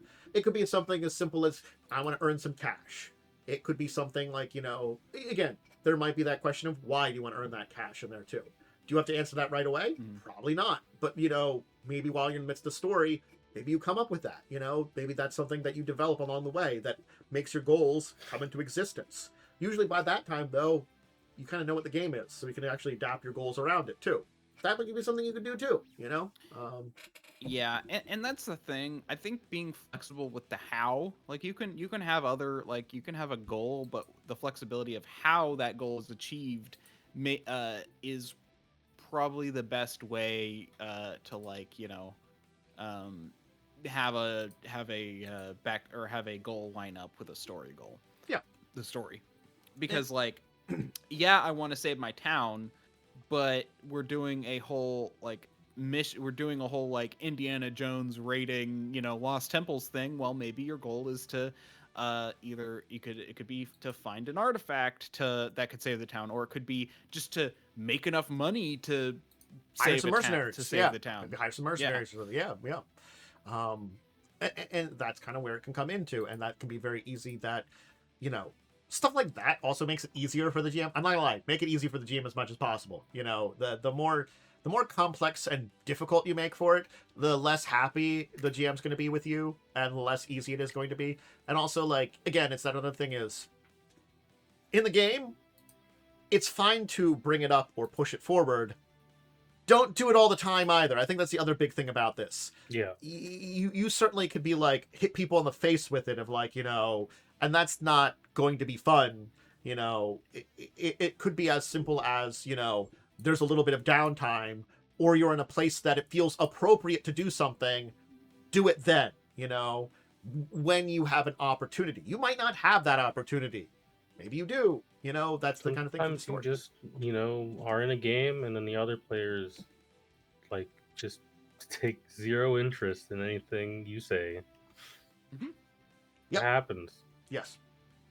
I think at most also, too, is if you are in the midst of a game and you're getting a little far and you haven't really done a lot on your character's backstory, but you can see how it could be appropriate, after or before a game, go to your GM and talk to them about that and be like, hey, can we try to integrate a bit of the stuff? I can kind of see where this could fit in here, what we're kind of doing. I don't necessarily want to interrupt the game, but, talk to them then, be like, oh, and they could be like, oh, hey, yeah, you're right. Because sometimes, like me, I don't always remember all the details of a character's backstory. I remember little bits of it, but I'm hella forgetful. Remind me. I might not remember the full goal you have. I will keep that in mind, because this makes a lot more sense. Why I feel like none of my backstories ever come to fruition. Again, you gotta kind of beat Ada was the only one who had a really good closure on the backstory that I can remember. There may or may not have been a reason why in that game I did keep bringing up my dead husband. Yes, I remembered it, and had stuff related to it. To be fair, I also brought up... that makes sense, because I brought up my missing brother a lot in that one, so... Yes, remind me. I'll do stuff on it, especially if it's stuff I can do in the game. I forget. I have a terrible memory. I've confessed to this repeatedly. I try to write notes. I don't always remember to even check those. What's funny is I do know that, because literally... when I was trying to get my artist to contact you about stuff, she's like, I emailed him, or I messaged him, and I'm like, literally, if he hasn't gotten back to you in 2 days, he might have forgotten. So you might just want to poke him periodically. Well, Tantus, you will read messages. I will see you start typing, and then you will stop typing, and it'll be a week before I hear from you again. This is the me of I try to start a message and I think, then I be like, what was I going to say? It is just be that way. Sometimes I second guess what I'm going to say too, and I have to think about something. And then when I start thinking about something, I wander off and forget. There's also the I will go into a message when I don't have an opportunity, and I'll click on the thing where I'm like, I could quick response, and I'm like, no, I should have a full response, and then I walk away too. Then I've done this multiple times. I mean, yeah, you eventually figure for messages, you eventually figure it out. But I do know that if I need something immediate, I will poke you repeatedly. Yes, if it needs to be quick, just poke me a couple of times. I'll be like, oh yeah. Look, again, it's not that I haven't noticed and I'm not thinking about it. It's that I've sometimes will also second guess myself on a response. It's always that kind of what's the proper response, or what do I want to say here? And then if it's an easy one, yeah. So like I said, one of the ways you can help your GM is to leave the how vague or open. Yeah. That's probably the easiest way. The other way is, GM, DM, literally the same thing. Game Depends master, on the dungeon master. game, right? Yeah. Could be storyteller, could be... my favorite is overseer for Fallout. Ooh, I like yeah. Game master tends to be the general catch-all one. But where was I? Oh yeah, but yeah, so that's probably the biggest way. The other way is just to talk to your GM. Talking to them actually makes it easier for them because they can give input. Yeah. Talking to them about it, definitely a good one. If you keep things simple, that always helps. Simple things are easy to use. Or again, even if your backstory is a little bit more complex, keeping it vague in certain ways, that makes it easier. Hey, that my village has been taken over, I want to liberate it. That can be a little complex. But hey, did I say who took it over? Maybe not.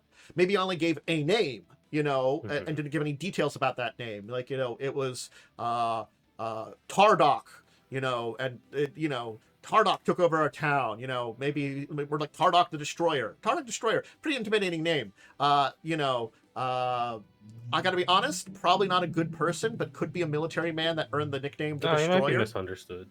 Yeah. Tardoc got the nickname the Destroyer. Was it about destroying towns? It's Maybe. an ironic nickname.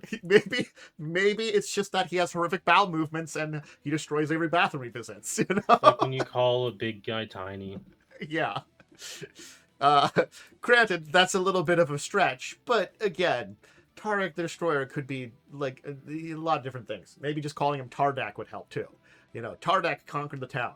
Is Tardak a bandit? Is Tardak a like member of some kind of military? Is he some kind of monster? You know, me as the DM/GM could determine that on my own. If I, especially that helps then because I could like be like, oh hey, do I have an opportunity in my story or the story that's being developed to add in a Tardak? Maybe. Yeah, it's a good thing to remember as a player is Game Master has a lot of stuff to juggle and deal with. So sometimes things just kind of get a little forgotten. So open communication is always good. Yep. Power. And, something as a GM I would recommend doing is every couple of sessions in your little group chat, you should probably type out a little like, hey, how are you all feeling with the game? Is there anything lacking so far? One of those types of messages. Mm-hmm. It's a thing, that you try to do. It's the same as like after you have a session, like trying to do a little bit of a cool down or talk with people just about some things. It's the same kind of thing. You're trying to like check in, figure out what's going on, and make sure everything is functioning and working properly. And you just have to also be ready to respond back and have that communication. And honestly speaking, like, yeah. Maybe be like, hey, I could use this thing with something with my backstory. Maybe we haven't been doing something like that, or just suggestions like that. Figuring it out. Anyway, I think that's a pretty good kind of conversation on that of the conflict between those two. Anything else you two want to add, or shall we move on? No, I mean, yeah, just. Talking as tends to be the best. As with all conflict, the easiest resolution is communication. Yes. Mm-hmm. Okay, shall we discuss what we played this week? How our games went? Wow. Sure. English. Joe's game was this last Sunday, was it not? Yes, it was. Again, it's one of those things that's like I'm trying to remember which week it was, and it blends together by the end of the month. Yeah, we basically just did the fight with the witch and the frog people. The hag and the frog people. Yeah, it wasn't bad. It was a fight. It was. I mean, Joe definitely should have. Well, first off, Joe told us the DC was, what was it, 18? Yes. When it was actually supposed to be like 13? 13. Because he was reading the condensed stat block that said DC 13 plus 5 for attacks, and he saw 13 plus 5. I was like, he said that to us too, which I was like, what the hell is 13 plus 5? Well, that was the thing. The third one, I'm like, because that's the thing I mentioned. I mentioned the third one where most of us failed, and I'm like, geez, their DC is so high.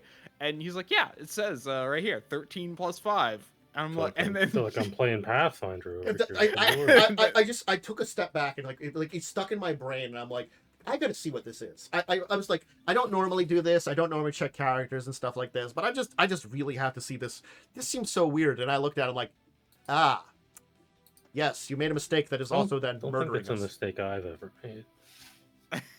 So yeah, so it's I like can see we were the getting mistake happening at least. We were getting wrecked because of this. It made a big finally difference. After that came up, we redid the math, and I didn't instantly die. 13 versus an 18. You think that was a shocker that makes a difference? Yeah, so I added back in, and I didn't go down. Oh yes, the DC 18, a save that realistically is very hard to make. It was DC 18 for an attack which covered almost the entire room that we were in. So it was all like everyone gets hit every time. There were 3 attacks from 3 different creatures. all of which covered the whole area. And it was just like, okay. It was a lot of damage too. Like, Yeah. So switching at that made the difference in a lot of ways between us dying and living. Just being like, we've taken less damage. That's good. We might survive. But Ideally, yeah. I think that was pretty much all of it. Just the big battle then. Yeah, that was the only weird thing, and like the hag was fine. It was a hag and bullywugs, and Yeah. the hag could dive underwater and swim and stuff. It was fine. It's more like area Normal hag things. Yeah, normal hag things, some spells and stuff. We technically, I guess, saved the bullywugs. I'm not gonna lie, because they're being mind controlled.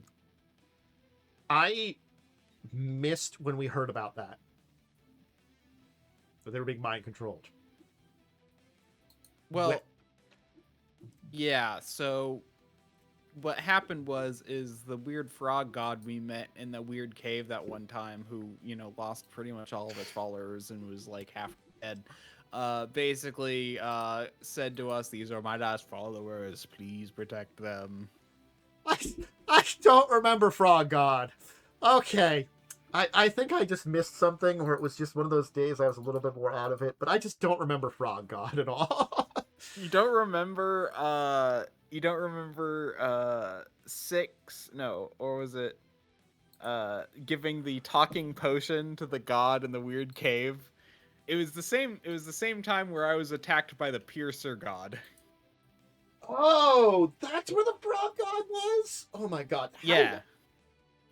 That was quite a ways ago. It was a long time ago. I do not know how we remembered Frog Guys from there. I remember. It was weird, so I remembered it. I would not have. I'm not going to lie. I would have just murdered them. Not remembered Frog Gods. Wow. Well, that's the thing. Like, what you missed was Joe saying we all heard a voice in our head saying, "These are the last of my followers." I think I vaguely remember someone saying that, and I was just like, "What? Why have we Could got be a voice lying. You can't trust that voice. Oh, That's true. yeah. I remember him saying something about a weird voice in my head, and I was like, "That's weird. I'm going to ignore it." Because the voice in my, I honestly think I thought it. I was thinking, because I kind of missed what he was saying a little bit. That I thought it was like some kind of thing threatening us or something, like the hag. Man, I was kind of out of it a little bit.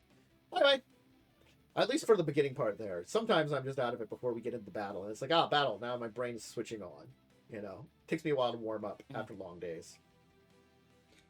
Anyway, okay, cool. Monday, I guess we'll turn to you Monday, Tuesday games. Yes, Monday was my game. They killed more things. They fought several big robots. A wizard did get shot with a 35mm autocannon. Almost died to that one. Shocker. When you get shot with a gun the equivalent of a naval ship. Yeah, that feels like it's a little deadly, a little painful. The fought robots, they basically finished off the dungeon. All that's left is the final boss and then wrap up, and then that game is done. And I can go to bed and stop having to write.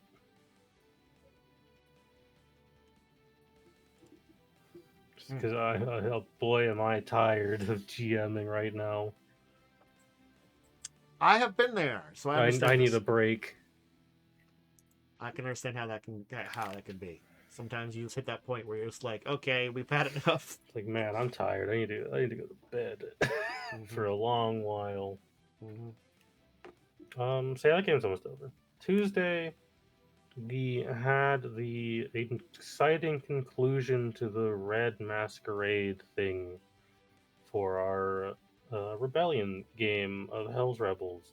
Ooh. It ended pretty, I think, on a weird note, because good old Mr. Thrune, man, was, and I fully think this is the dumbest thing in the adventure path, and this could have been written so much better.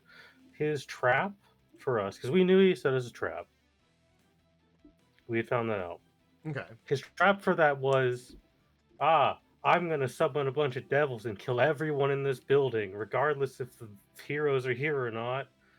Okay, what a weird plan.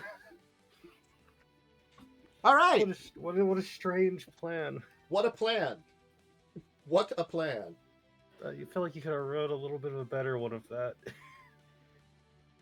Like, you know, it's like it's this weird thing of there's times where I'm like, this is really great writing for Pathfinder. And there's times where I'm like, what the hell are you smoking? I get you want to show that this guy is irredeemably evil, but this is stupid.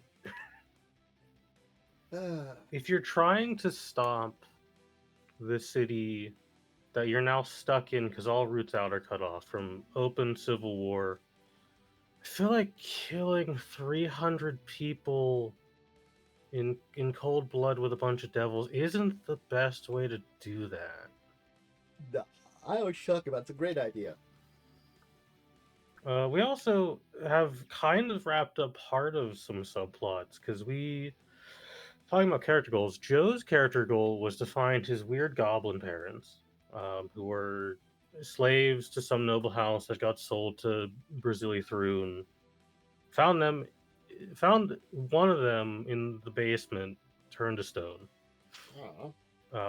My character's been looking for their missing sibling, also found her turned to stone in the basement as well. So that subplot kind of wrapped up now, at least.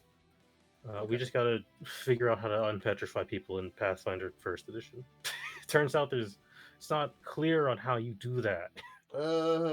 Traditionally it's There's no stone to flesh. That's stone to flesh. Yeah. Well, technically no, because a couple of other spells theoretically work with how they're written, and they're spells that are easier to acquire. I guess there are some. Yeah, there are easier spells than that. That's the one. Yeah, so we're like. So was like, we'll deal with this later. I'll figure it out later. Which I think is fair. So we had a big combat where we fought like 8 devils. One of them was a bone devil who got a bunch of bombs thrown at him that did holy damage, and he died pretty much immediately by getting a bunch of grenades thrown at him. Huh. So I fought a bunch of devils. Mr. Thrune Man came to fight us. I one-shot him because I'm a paladin. Makes sense. And he's evil, and I do ×3 damage to evil. Yeah. Makes plus sense. Level, plus precision. So he got one shot. Turns out wasn't him, was probably some kind of weird flesh change devil thing. Gross. Shocker. And now we're left with like, oh, the guards are still like probably killing people. So I think we're gonna kill every guard in this place. Huh. So it's just a weirdly written part of the adventure. Yeah. I feel like it could have been handled a little better. Also, lightning summoned a huge sized tiger. That sounds fun. So yeah, we got that now. We got a big tiger ally, which led to a debate on how does carry companion work, because it doesn't tell you what kind of action it is to like dispel the spell. There's no information on that in the spell texts. Traditionally, I think most of the time it's like a standard action to spell if it doesn't say. Yeah, but it doesn't make an object, so it's not an activation action. We landed on it being a move action because it's an object interaction, technically. Oh. So that seems to be where everyone online lands on as well. Okay. Yeah, maybe you should start putting how your spells work in your spell text. They should. They're not going to. Since they haven't done it yet, they're not going to do it now. It's just frustrating to be like, all right, how does this spell work? Cue 15-minute rule Googling session. Yeah. Been there. Those are I think that's the one thing that I can say about first edition that I don't like. Is that there's just a couple of times it comes up where you have to take a long time figuring out what the hell does this do. How do these interact? We have imposed a 10-minute limit on looking up rules. And when we hit the 10 minutes, Cell makes a ruling, and that's the ruling going forward. Okay. Otherwise, we're gonna be there for like half a session trying to figure out some weird obscure rule that isn't a splat book. Yeah. God. Well,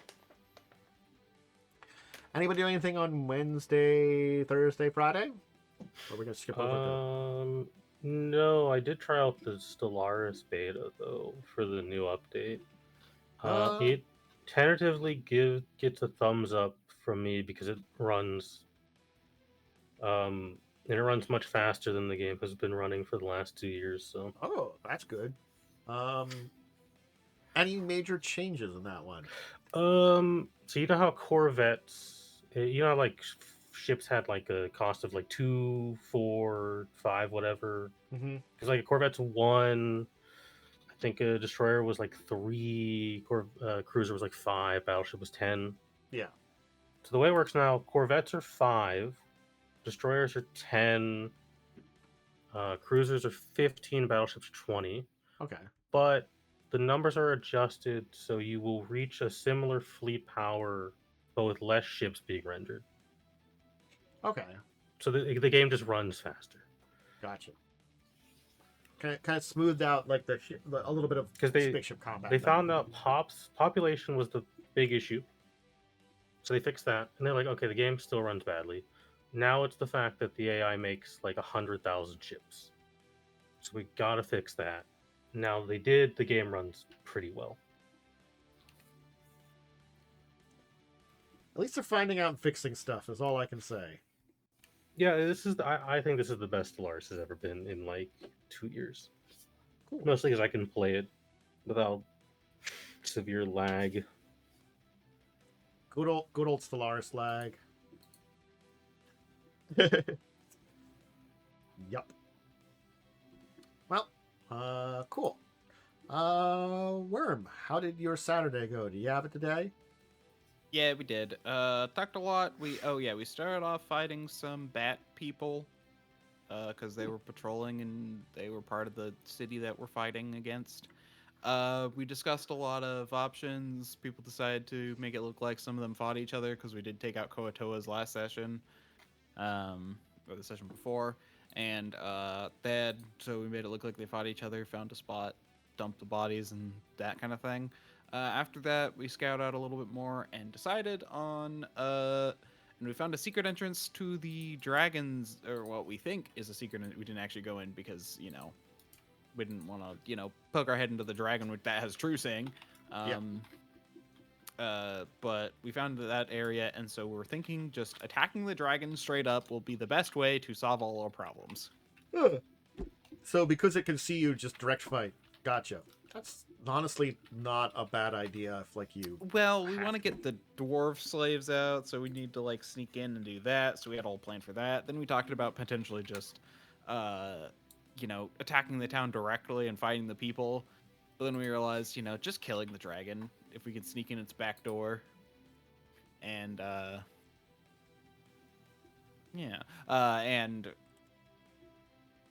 kill it before it can, then we can basically be like, we killed your leader. You are liberated. Join with us. Kind of. We have no idea if it's mutual or not. They're evil creatures and evil dragons, so. They just might be like, hey, we liked that guy, but we liberated you. Yeah, it was better than we had before. More like, don't mess with us. We got power. That's true. They could also be like, now's our chance. Stab them and take over. All right, cool. I don't think I'd done that. I didn't have anything else. I was just working on stuff in the background. Yay! So I guess that's our week. I made a map for. I finished making a map for the D&D group. I was learning Vector. I think I talked about this last week, and I finished the map, and it's mostly done. I think I need to fix something because Ald told me that one of my things is wrong. I made our little rowboat basically vehicle too big. Gotcha. Well, I guess that'll be it for today. That was fun. We had a lot of good talking about, got some good topics, and we had a pretty good week, it sounds like, overall. Anyway, everybody, I hope you enjoyed. Thank you to my two co-hosts for joining me today. Thank you, Momo. Thank you, Worm. Momo, do you have any shout-outs, or we can turn it over to Worm? Nope. Well, shout out to the new hot game Menace that came out in early access recently. It's been very fun. It's like I think it's called Battle Brothers. I think that was the last game these guys. I'm gonna check it out. Battle Brothers sounds familiar. Ooh. Yes, it's the Battle Brothers devs. It's like an XCOM style game. It's really fun. Cool. And I thought, over to you, Worm, for your shout-out there. Yeah, and I'm DiamondWyrm. You can find me on twitch.tv/DiamondWyrm or at DiamondWyrm on Twitter, Blue Sky, and YouTube. And my next stream will be tomorrow at 10:30 a.m. PDT. Cool. All right, myself, Dan Dracovin. Hey, I will be definitely back on Wednesday for tabletop-related stuff. Tuesday is up in the air, depending on what I can get done in the next couple of days. Expect Wednesday to start the session 0 for the new adventure, as long as everything goes according to plan and nothing else comes up in our way. Or my way, I should say. I've got fingers crossed on that one. Yay, life. So yeah, and then we'll shoot back next week. Check out all my links below and all that kind of stuff for all the updates on wherever you're at with me. And if you want to see either the rest of this, older episodes, / definitely check out the discussing table, the deeper discussion topics for older episodes. You could check it out on my YouTube side of things. Where you're over there, make sure you're subscribed. Okay, cool, great. Everybody, have a great rest of your weekend then, and until the next time, I say to you farewell, goodbye.